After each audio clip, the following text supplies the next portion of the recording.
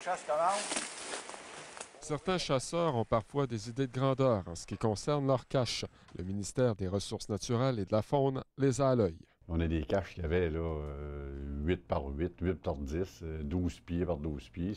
C'était impressionnant, les grosses structures qu'il peut y avoir là, en forêt. Là. Très grandes, qui offrent des possibilités de coucher. Selon la loi, au sens strict, bâtir un chalet ou une cache sans permis sur des terres publiques est illégal.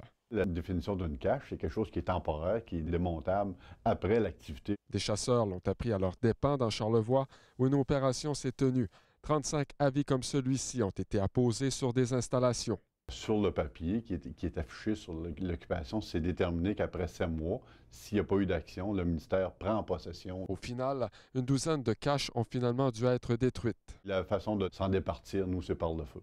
On fait ça l'hiver. Ce qui a soulevé du mécontentement. Il y a ces opérations-là qui se font partout dans la province, sauf ici dans Charlevoix, là, ça faisait tout bien plusieurs années qu'il n'y avait pas eu, donc il y avait comme un confort qui s'était installé. Les gens se sont conformés. Des caches qui se trouvent entre autres sur le territoire de la ZEC Lac-aux-Sables. Son président indique qu'il existe une tolérance. C'est qu'il ne devrait pas en exister une seule sur le territoire de façon permanente.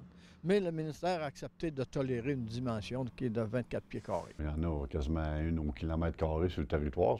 S'il fallait appliquer la loi au pied de la lettre, il faudrait être en armée pour gérer ce genre d'affaires-là. Durant la saison de la chasse, la présence d'installations permanentes fait souvent l'objet de frictions, de tensions entre les chasseurs, notamment en raison du fait que certains d'entre eux s'approprient le territoire public.